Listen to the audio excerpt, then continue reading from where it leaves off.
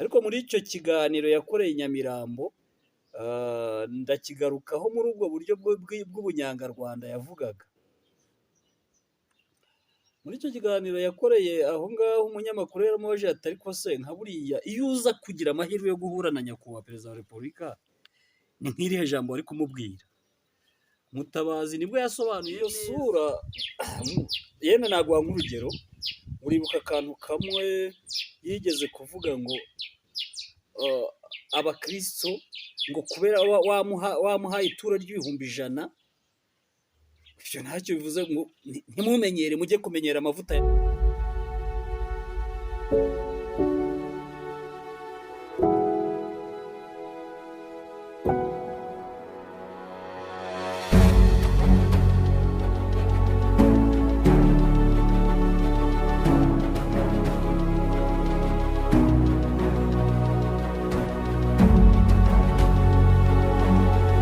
Ibihe byiza ku badukurikiye ku Mbaraga Media TV, uyu akaba ari wa mwanya twahariye ibiganiro, tukaba tugiye kuganira n'umutumirwa y'uyu munsi.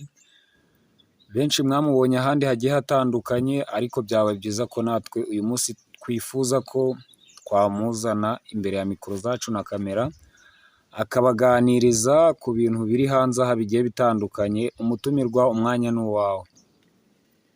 Murakoze cyane, ndabashuhuje, nsuhuje abantu bose bateze amatwi iyi televiziyo nshyashya yitwa Imbaraga Media TV. Nishimiye ubutumire bwanyu, murakoze. Murakoze namwe. Ubu tukaba tugiye kuganira ku bintu byinshi bigiye bitandukanye. Nk'ibisanzwe ni ukuganira mu byagiye bisohoka mu bitangazamakuru, ndetse no mu bindi bintu, mu makuru agiye avugwa hirya no hino, yaba mu mutekano, biterwa n'icyo turi buganireho. Uyu munsi rero nk'aho umutumirwa, urifuza kuba watuganiriza kuki muri rusange? Ntibyari kuba byiza iyo mumbwira icyo mbaganirizaho, ko numva ibiganiro ari byinshi.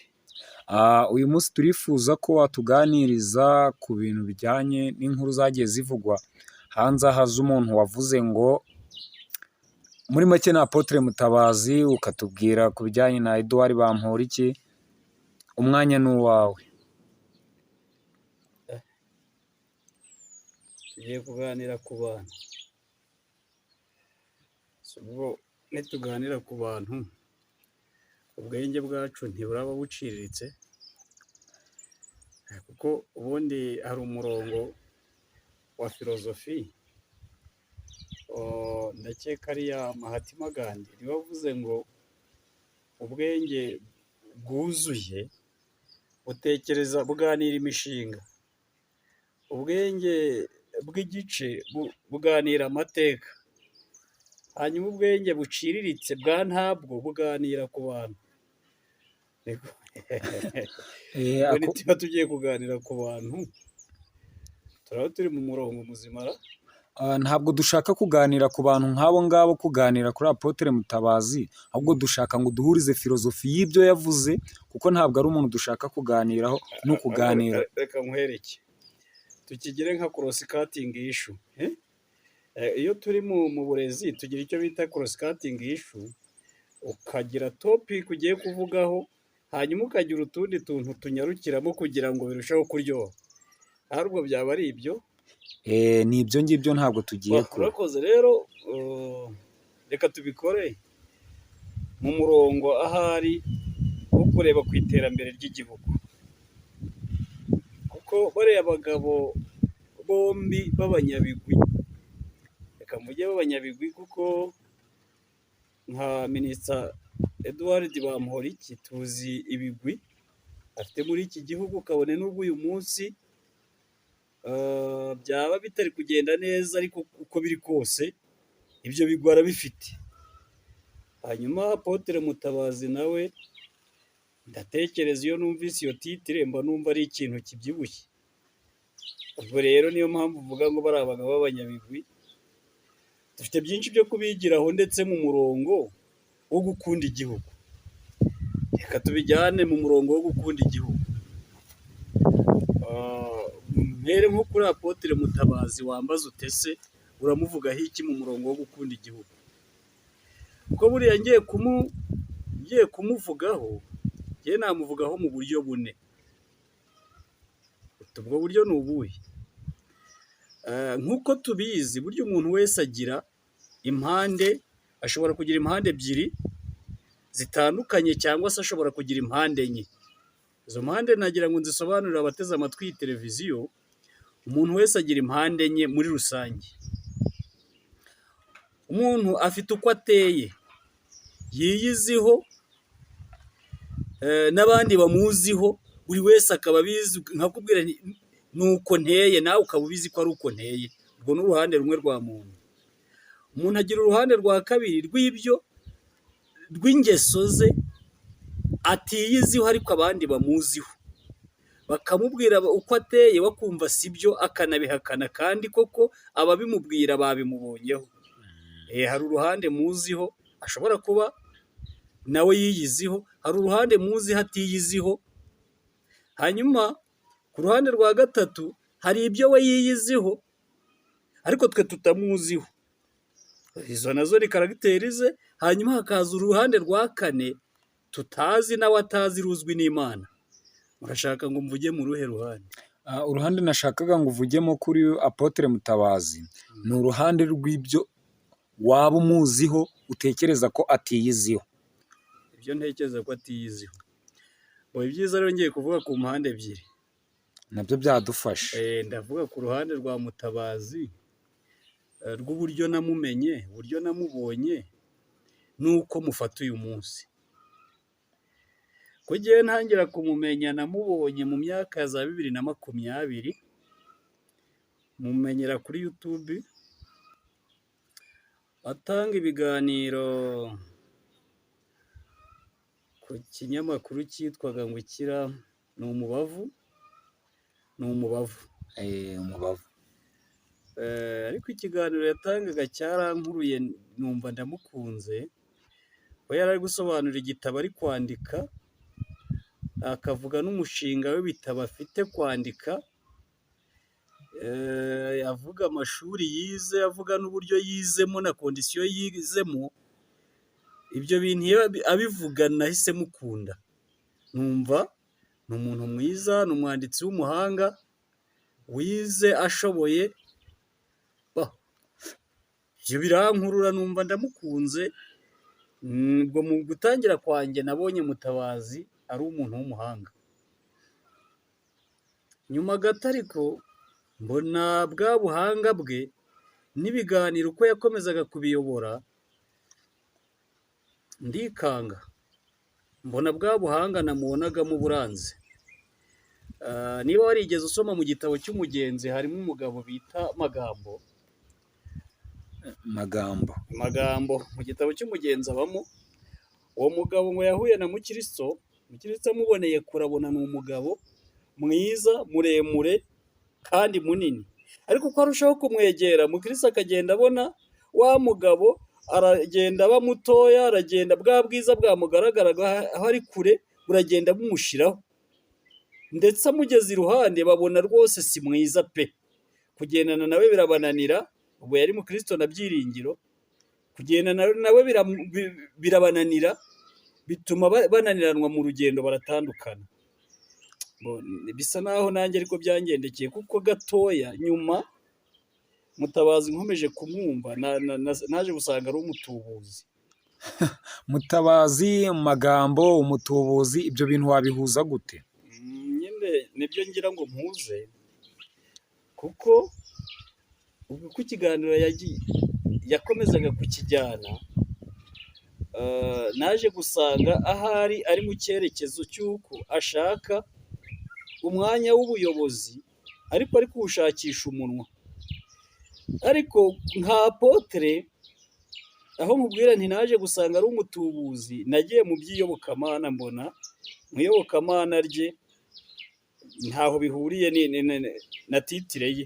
Ariko Apotre Mutabazi ubwe ntaguciye mu ijambo, avuga ko kuba iyobokamana kuri we ari bizinesi, ari nk'uko ufata nawe amafaranga runaka ukayashora mu gikorwa runaka. Ubwo rero urumva we nubwo ari Apotre, ntabwo ari Apotre mu bijyanye n'umwuka, ni Apotre muri titire, akaba na Apotre muri bizinesi, aho rwose nuko nguko. nicyo nyine naje kubona mbona niyo umuntu yiyise intumwa ya Kristo, hanyuma ariko ibyo byitwa ubutumwa akaba ari bizinesi akina kugira ngo ayibyaze amafaranga, ibyo bintu birahabanye. Ubwo ni ubutubuzi. Niyo mpamvu nkubwira ni jyewe rero isura nahise mbona nyuma gato, nahise mbona isura y'umutubuzi witwaje Bibiliya. Iyo sura yenda naguha nk'urugero, uribuka akantu kamwe yigeze kuvuga ngo abakristo ngo kubera wamuhaye ituro ry'ibihumbi 100, ibyo ntacyo bivuze ngo ntimumenyere, mujye kumenyera amavuta ya bene wanyu, njye sindi mwene wanyu. Ako kantu karabanje karadukanga abantu twese, buri wese wakumvise karamukangaranije. Ibaza uwo muvugabutumwa uvuga iyo rangaje y'umuvugabutumwa yaradukangaranije, turikanga. Ntibyatinze arongera aca iteka, umugabo yigira muri iki gihugu, mbona yigize imana, yigize ikirenga, agena inzego uko zikwiriye gukora, afata perezida wa repubulika amugira pere de nation mu izina rye bwite, ati aranabishimangira ati jyewe ndahamya ko perezida wa repubulika His Excellency Paul Kagame ni pere de nation, ntegetse ko Apotre Gitwaza ni pere spirituel, abafite ishyari bagende biyahure. Ndibaza Mutabazi ububasha yabuhawe nande? Ese uyu muntu aracyari apotre?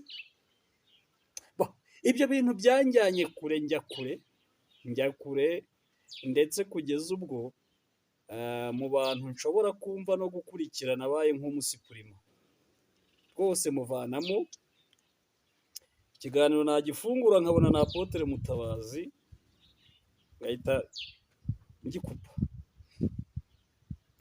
Nongeye kumukurikira vuba aha ngaha rero muri wa murongo w'ubutubuzi niwo nkirimo. Ubwo mperutse kubona ikiganiro cye kuri televiziyo imwe, yambaye igishura cy'abasilamu, yagiye i Nyamirambo, none harambabaza. Ariko uwo munsi bwo arambabaza kuri mikoro za televiziyo, ari kubwira abamureba n'abamwumva ngo nagiye kugura igikoma cya 500 Nyamirambo. Arishima cyane, ubona umugabo ari fiyeri. Uyu mugabo agira umugore koko? Umuntu w'umugabo kuri televiziyo, nagiye kugura igikoma, ari kwamamariza iyi resitora yakiguriyemo, arashaka kugaragaza ko umugore atamugaburira.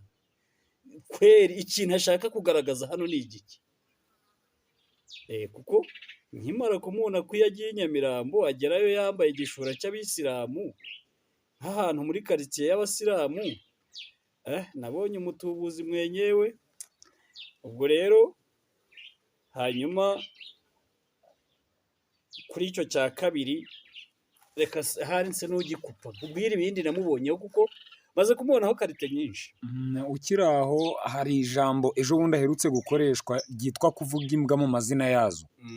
Iryo jambo sinzi niba mwararyumvishe, n'icyo kiganiro sinzi niba waracyumvishe, cyari kiri guca kuri televiziyo imwe muri izi televiziyo zo mu Rwanda, nacyo kuvuga imbwa mu mazina yazo. Niba warumvishe icyo kiganiro, wumva yarashatse kuvuga iki?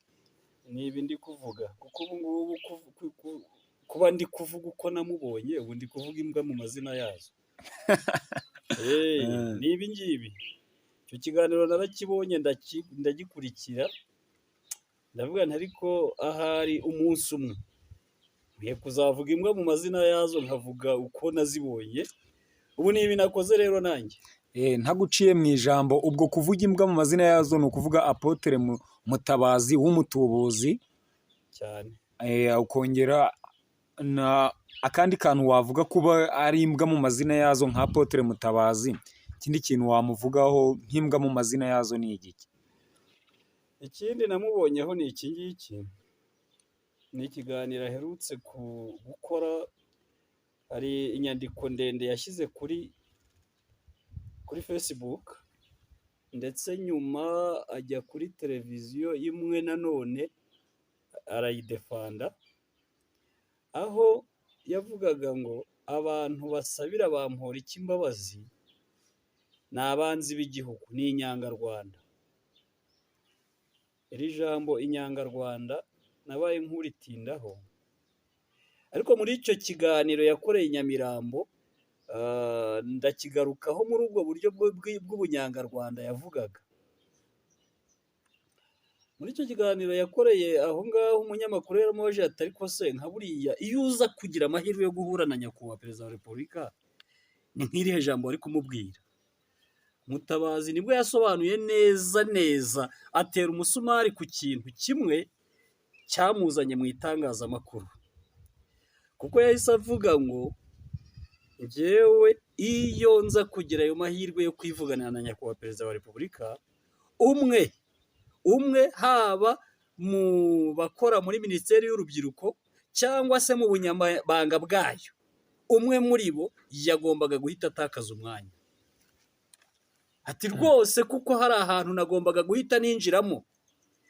Kumbe umugabo burya umunwa we ari kuwukoresha kugira ngo perezida wa repubulika amubone, amushakira umwanya muri minisiteri y'urubyiruko, kuko icyo gihe yahise avuga ngo twebwe urubyiruko ngo nitwe tugomba gukora.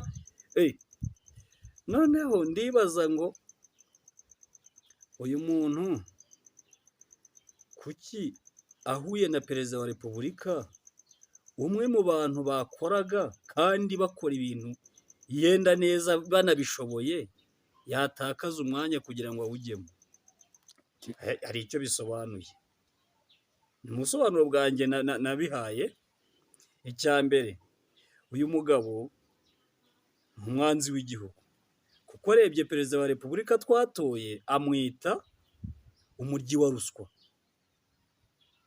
Unyumve neza, amwita umuryi wa ruswa kubera kuko niba baramutse bahuye, perezida yavayo yafashe ingamba zo kumugira minisitiri w'urubyiruko cyangwa se umunyamabanga wa leta muri minisiteri y'urubyiruko, ni uko hazaba habayemo kudeta ku wari uri muri uwo mwanya.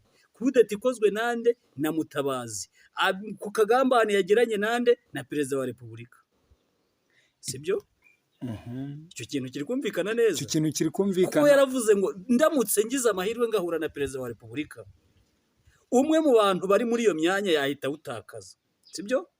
Bivuze ngo baramutse bahuye bakabonana imbona nkubone, bakagira akanya ko kuganira, icyo bazakora ni iki? Bazagambana, bagambanira umwe mu bari muri iyo myanya kugira ngo Mutabazi abone umwanya muri iyo minisiteri runaka. Ubwo nacyo kikaba kigarutseho mu byitwa kuvuga imbwa mu mazina yazo. Uwo muntu si umwanzi w'igihugu koko? Uwo ni umwanzi w'igihugu nkurikije. Yewe rero iyo sura nkimara kuyibona gutyo, nabonye Mutabazi ari umwanzi w'igihugu. Hanyuma ndacyavuga imbwa mu mazina yazo.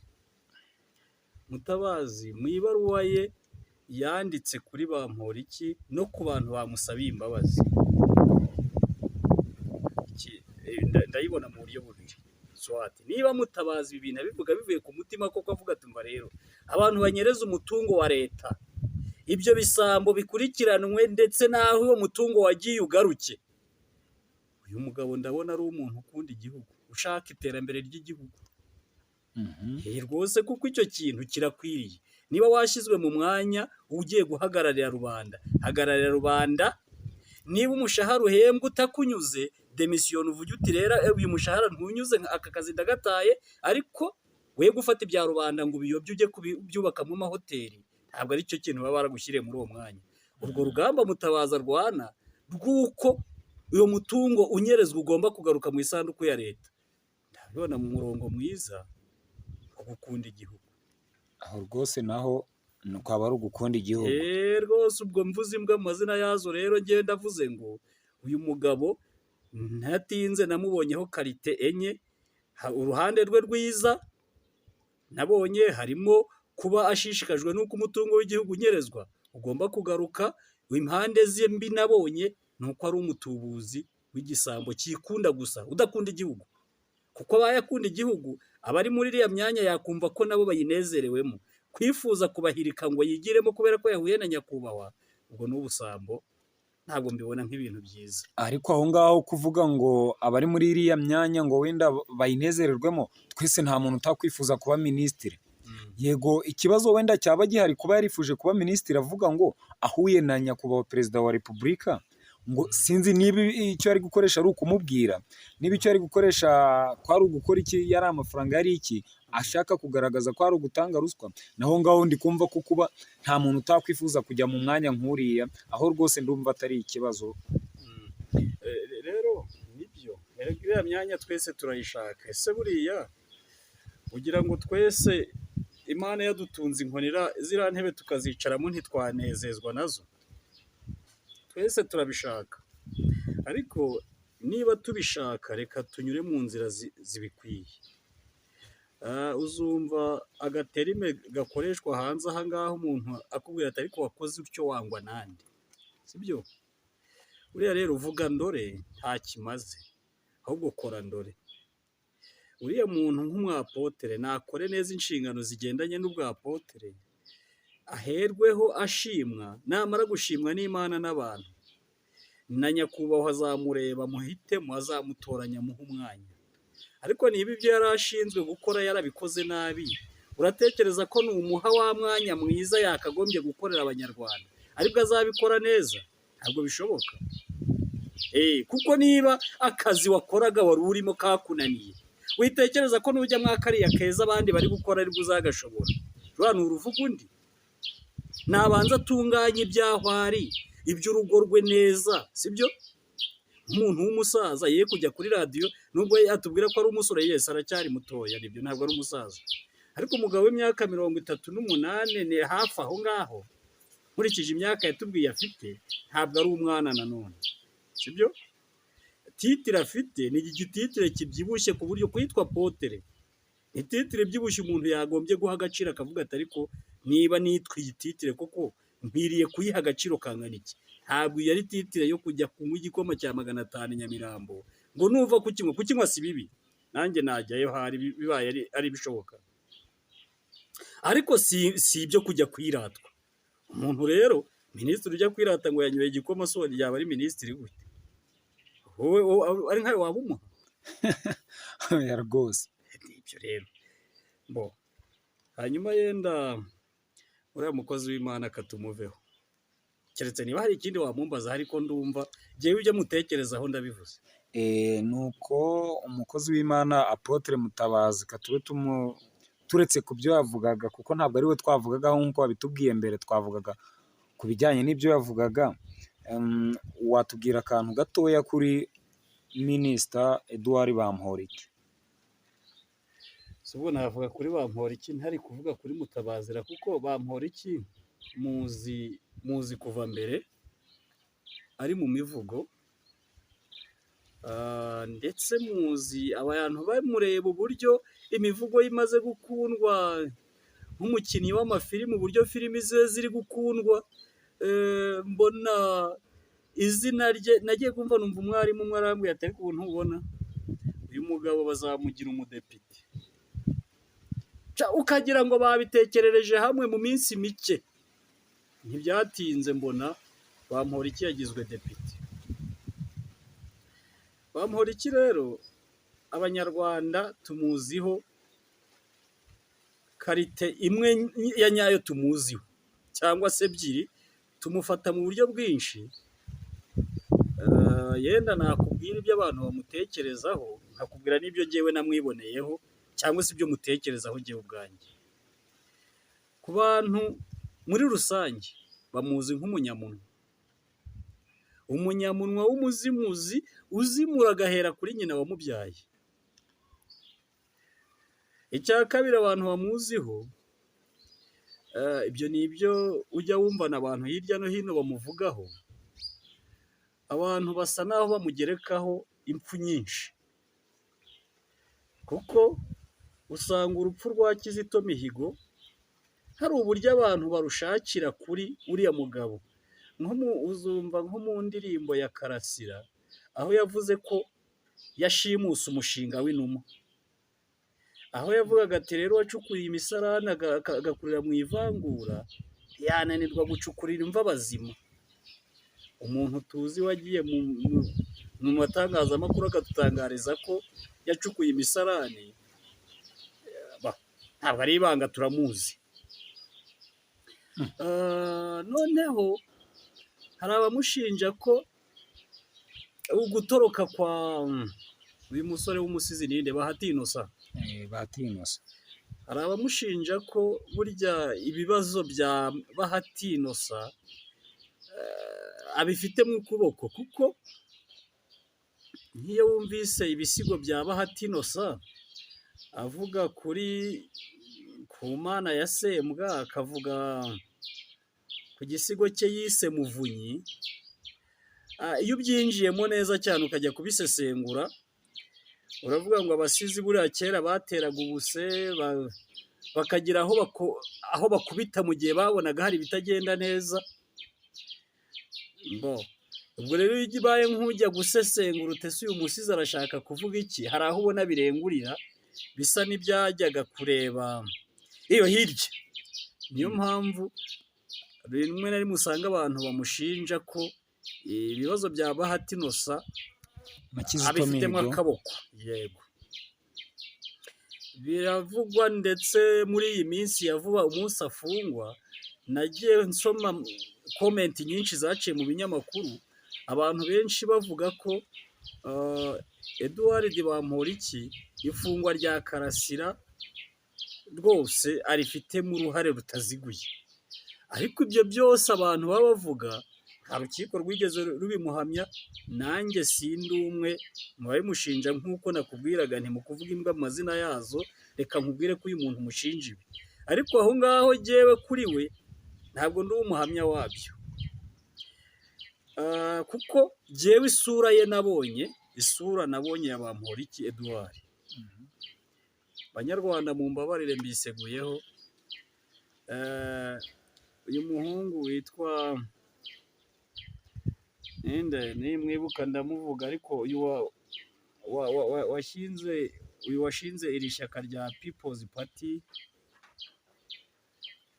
ndumva ndi kumwibagirwa gato, hari ijambo akunda gukoresha akavuga ngo kuba ibintu jye nawe tutabyumva kimwe ntibyari bikwiye kuba ikibazo. Kandi koko si ikibazo, kuko niba wibuka muri filozofi ni iki? Baratubwira ngo ukuri muri filozofi, batubwira ko ukuri ari ibintu umuntu yemera bwe, akaba ashobora kubibwira n'abandi bakumva bifite logike, kabone niyo baba batabyemera. Ukuri uko niko kuri muri filozofi. Rero muri filozofi yanjye, mu kuri kwanjye kwa filozofi yanjye, nunyumva ntiwumve ko mvuze nabi, uko niko mbyumva.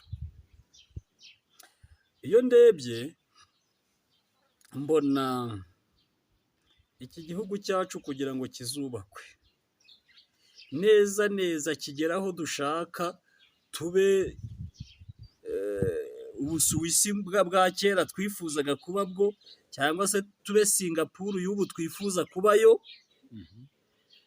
burya hari ikintu bidusaba, ndetse tugafata referanse kuri Bamporiki Edouard, kuko biradusaba gutanga inkoro rwose pepepe, ku buryo twitanga tumaramaje, kabone n'iyo twagera ku bavandimwe bacu tubona batari mu murongo umwe natwe wo kubyumva kimwe natwe, mu murongo mwiza wo kubaka igihugu twifuza, tukavuga tuti rero ubuvandimwe reka tubuhagarike, tubanze twubaka igihugu dushaka kuzaturamo, n'abuzukuru bacu bakagituramo, bose batekanye bafite amahoro. Uvuze gatoya ko ijambo ryo gutanga inkoro nka Bamporiki, niba ntibeshye nibyo uvuze. Bamporiki yatanze inkoro gute? Bamporiki yatanze inkoro gute? Bamporiki akimara kujya mu ngando agasobanukirwa icyo leta y'ubumwe ari cyo, umugabo amaze kuba konvenki rwose, yaraje ahereye kuri nyina, yitandukanya nawe pepepe, bya bindi Yezu yavuze ati umuntu nashaka kunkurikira yiyange, yikorere umusaraba nkurikire. Bamporiki aravuga, nyina amaze kumubwira amagambo atari meza kuri leta, yabijyanye mu itangazamakuru, aravuga ati na mama narabimubwiye, sibyo? Yahereye kuri nyina, kandi mwuka byaramo akabura ntikaboneke, ni nyina w'umuntu. Atanga nyina musimbuza inkoro. yatanze nyina amusimbuza urukundo yakundaga igihugu. Kuko aho gukunda nyina umwe yaravuze ati rero aho gukiza mama wenyine ngo nkirane nawe turi babiri twibanire mu ibanga ritubaka igihugu, mama ndamutanze ariko iki gihugu tukigeze aho dushaka ko kigera. aho ngaho urumva uriya minisita Edouard Bamporiki aretse umuntu umwe agakunda igihugu, tutitaye no kuba wenda yararetse nyina muri rusange, nubwo akabura ntikaboneka ari nyina w'umuntu, ukumva ko nawe wowe ubwawe ntabwo wabikora nyine muri iyo njyana, ukabikora ukareka umuntu umwe ukayoboka igihugu ukubaka u Rwanda. Kandi aribyo nakubwiraga nti jyewe abantu benshi bamuteye amabuye kuri icyo kintu, ariko igihe icyo nshaka gusobanura, iyo ngiye muri analize zanjye nkareba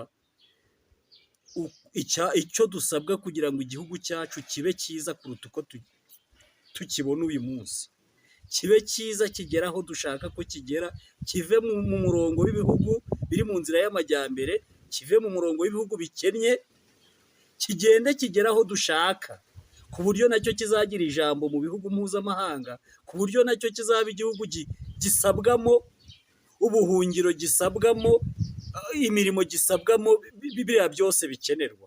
Ibi dushaka i Burayi, ariko wari uzi ko twebwe abanyarwanda ku ntambwe ebyiri zonyine twatera, turamutse tubyemeranijweho tukavuga ngo ibi bintu turabyiyemeje, inkoro turayitanze, izi ntambwe turaziteye. Ndeba abanyarwanda uko mbareba, uko ikarayi twanyuzemo tukayivanamo aho tugeze uyu munsi, abanyarwanda turamutse duteye intambwe ebyiri zonyine, uzi ko iki gihugu twacyubaka mu myaka itarenze 10 yonyine, 10, igihugu cyacu kikaba kiri ku kigero cy'ibihugu by'i Burayi mu bijyanye n'ubukungu. Icyo ndi kwemeranya nawe rwose. Intambwe ebyiri zonyine twatera, ndetse ishobora no kuba intambwe imwe dushobora gutera, urumva? Iyo ntambwe urayizi? Niyo ntegereje ngo mumbwire. Buriya ubuhezanguni buri mu banyarwanda, aba n'aba, sibyo? Bamwe batera umugongo, abandi bamwe berekeza aha, abandi berekeza aha, sibyo? Ugasanga dufite cya opozisiyo kinini hariya hanze, kinini kibyibushye gifite imbaraga, ukumva umuntu arajya kuri mikoro akavuga amagambo menshi. Mbese hari nk'umugabo umwe usigaye ntera ibibazo, nawe reka musimbukireho, ariko sindava kuri nyakubahwa Bamporiki, ariko uwo mugabo reka muvugeho mbonye akanya ko kuvugira kuri mikoro. Hari nk'umugabo umwe ujya kuri mikoro buri gihe cyose yazigiyeho, afata perezida wa Repubulika y'u Rwanda, izina mwita nta rindi ni nyakwigendera. Uwo mugabo abivuga ubona ari fiyeri yabyo, ukabona n'ibintu bimushishikaje, ukibaza ariko uyu muntu wiyita perezida w'u Rwanda mu rwango rungana n'uru, ubundi umuntu nk'uyu wamugira perezida yamara iki? Ushobora kureba ukabona ntacyo rwose, kuko umurongo arimo n'abantu bamujya inyuma usanga ari ibibazo. Ariko ufashe bariya bantu noneho, sibyo? Abo bantu ndi kuvuga ngo ntacyo bamaze, burya mu ruhande rwabo rubi ushobora kumwanariza ukabona ntacyo amaze, ariko afite uruhande rwiza kandi wakoresha ukarubyaza umusaruro wubaka igihugu. Dufashe rero urwo ruhande rubi tukaruhindukiza, sibyo? Abarebye iriya ukabahindukiza bakareba hano, abarebye iriya ukabahindukiza bakareba hano, bagahuriza hagati mu gihugu, sibyo? Ukababwira ngo rero ikintu mugiye gukora ni ibintu bibiri, mugiye kurandura, muhereye ku mizi murandure mumaremo, hanyuma nimurangiza mubagare. Uranyumva? Mvuze terime ebyiri, kurandura no kugira gute? No kubagara. Abanyarwanda duteye intambwe imwe yonyine yo kurandura icyo dupfa, tukakirandurana n'imizi, ku buryo umuzi wacyo tuwuhigaho winjiye hose, aho wacengeye tukawumarayo, hanyuma icyo twamara kukirandura burundu tubona ko tukimazemo, tukabagarira icyo dupfana, abanyarwanda ntabwo byadutwara imyaka 10 kuba tumaze kwiyubaka. Ukiri kuri iyo ngingo y'icyo dupfa, nzishimira kongera kubabona kuri izi mikoro muri kubwira abanyarwanda, ese abanyarwanda muri make bapfa iki? Ibyo ndabyishimiye. Dukomeze kuri wowe Edouard Bamporiki, niba hari ikindi watubwiraho tubone kujya ku bindi. Ubwo rero nari nkimuvugaho, ndavuga ngo ako kantu njyewe nabonye ari ubutwari bwo gukunda igihugu. Abandi bamubonye nk'injajwa yamenye ibanga rya nyina, izamena amabanga ya FPR nikomeza kumuyegereza, ndetse ku buryo ifungwa rye kumva ko yafunzwe byabaye nk'ibintu bishyushya imitwe y'abanyarwanda. Hari umumama umwe nkunda cyane, nze gukurikirana analize ze, akora ku kinyamakuru cyitwa Urwagasabo, hari ni mama Rwagasabo. Hari akantu yakoze agaruramo ikiganiro cya Bamporiki, avuga ngo niba wagomeye ingoma, uri mwene wacu, sinshobora kugufasha ntabajije ingoma. Ati ubu nanjye rero Bamporiki yihangane, kuko sinshobora kujya kumusura ntabanje kubaza FPR. Urareba ugasanga ko Bamporiki abanyarwanda benshi bishimiye ko agiye gufungwa, ariko RIB yo kagira imana, sinzi igipimo bagendeyeho, ariko icyo tuzi cyo ni uko batigeze bamufunga, ahubwo bahisemo kumufungira mu rugo kugira ngo iperereza rikorwe ari mu rugo, hanyuma iperereza nirirangira bagasanga icyaha kiramuhama, ahari bazamujyana akurikiranwe afunzwe, cyangwa se yene inkiko zizamukurikirana ari mu rugo, namara guhamwa n'icyaha akihanirwe. Sinzi uko bizagenda kuko turabitegereje, ariko ikiriho ni uko RIB yahisemo kumureka akaguma mu rugo. Ari byo bintu njya nsaba, mbanze mbisabire na hano n'uyu mwanya. Burya biriya bintu byari bikwiriye kuba ari byo bikoreshwa, aho kugira ngo umuntu mu gihe ari gukekwaho icyaha, yenda kandi ni ugukekwa gusa, kuko niba bamukeka aracyari umwere, aho kugira ngo abere rero bajye kumara muri gereza imyaka 6, imyaka 7. Icya mbere, ibyo bintu birahombya igihugu mu buryo buteye ubwoba. RIB hariya irahombya igihugu. RIB ifashe umuntu ikamujyana muri gereza, bakamukubita iminsi 30, iminsi 30 ikavamo imyaka 6 ataraburana, ariko ari hehe? Ari muri gereza. Yakagombye gusohoka akaba ari mu tubizinesi tworoheje, kabone niyo yadukorera mu rugo, kabone niyo yadukorera mu rugo, kabone niyo ibintu bye yabicunga neza ari mu rugo, aho kugira ngo agende ajye kugaburirwa na leta muri gereza, bamuvomera amazi yo koga, bamucungira umutekano urenze ko yacungirwaga na polisi muri rusange, ngo baramukurikiranye, nyuma y'imyaka 6 akurikiranwe azaba umwere. Umuntu wese yagombye kujya muri gereza guhanwa ari uko yamaze guhamwa n'icyaha. Akantu rero kari akategeko, kari akantu keza RIB ikoresheje kuri Bamporiki, ikwiye kujya igakoresha ku banyarwanda bose, kuko buriya nta mwana n'ikinono, abanyarwanda twese turi abanyarwanda. Ubwo rero ndacyari kuri Bamporiki, ku ruhande rumwe nari nkubwiye karite namubonyeho, nuko nasanze ari umuntu waturushije twese gukunda igihugu mu gihe cye. Hanyuma nza guterwa ubwoba n'ikindi kintu rero ngezeho cya kabiri, koko wa muntu wageze ku rwego rwo kuvuga ati nawe mama, nubwo wanyonkeje, nubwo wampetse, nubwo wandeze, ariko mu murongo wo gukunda igihugu sinshobora kugendana nawe, ntabwo tubyumvise kimwe, akafata nyina akamutanga. Sibyo? Rwa rukundo yakundaga igihugu, uburyo yamaganyemo ruswa, uyu munsi akaba afunzwe akurikiranweho kurya ruswa. Uzi icyo byanyigishije? kibwira abanyarwanda? icyo byanyigishije ni kimwe, ni uko iyi filozofi ya pasitoro Antoine Rutayisire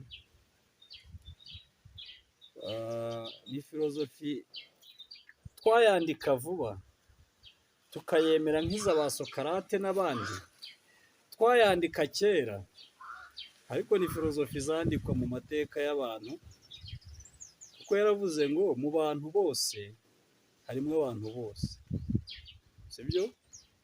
Mu bantu bose harimo abantu bose. Ibyo bishatse guhamya wa mugani abanyarwanda bavuze kera ngo nta ntwari katanyaruka. Uzi ko burya na Bamporiki gashobora kunyaruka agafaranga kakamuryohana, niba yari muri kirize, niba byari byagenze bite ntabwo mbizi, ariko na bwa butwari bwose na bwa bukaka twamushimaga ugasanga neza neza agatotsi karabyangije. Rero umuntu wese ashobora guhinduka, nabyo birashoboka. Umuntu ashobora guhinduka ava mu byiza ajya mu bibi, umuntu ashobora guhinduka ava mu bibi ajya mu byiza. Ibyo nabyo ni ibintu bigenze gute? Ni ibintu bishoboka. Ni nayo mpamvu burya nujya gucira urubanza umuntu, ujye wibuka ko nubwo umucira urubanza ku kibi yakoze, umuntu nagusaba ibibazo akakubwira ati icyakora koko ndicujije. Birashoboka, sibyo? Birashoboka, umuntu ashobora gukosa, yamara kubona ikosa akavuga ati iri kosa ndaribonye sinzasubira. Umuntu wahoze ari mubi ashobora guhinduka umuntu mwiza, nk'uko umuntu wahoze ari umuntu mwiza ashobora guhinduka umuntu mubi. Ibyo ni ibintu bishoboka. Muvane wanzimuje, ndumva ndazimuye bihagije. Sawa, murakoze. Tunabashimira mwese abadukurikira ku Mbaraga Media TV, nawe tugushimira cyane nk'umutumirwa w'uyu munsi, ariko ntiwasoza utivuze kuko twinjira mu kiganiro ntabwo twari twabahaye umwanya wo kwivuga. Urakoze cyane. Abantu bamaze kumenya kuri televiziyo, kuko amazina yanjye nitwa Muragijimana Edizo. Kuri televiziyo hari utuntu tw'udukino tujyanye n'amateyatere njya gicishaho n'ubundi. Abarebye filimi zacu nk'iyitwa Inkomoko y'Urwango ndumva banzi, n'abatarayibona bayibone, hanyuma bakore subscribe, bakore share, batange komenti, batubwire n'ibindi dushobora kuba twabaganirizaho. Murakoze. Murakoze. Ciao ciao.